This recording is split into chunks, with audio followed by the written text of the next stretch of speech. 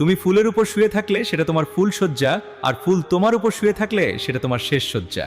কখন কার দরজায় কাকে দাঁড়াতে হবে সৃষ্টিকর্তাই ভালো করে জানেন। তাই কখনো মানুষের সাথে অমানুষের মতো আচরণ করা উচিত নয়। পারফেক্ট সময় আসবে এটা ভেবে বসে থাকবে না।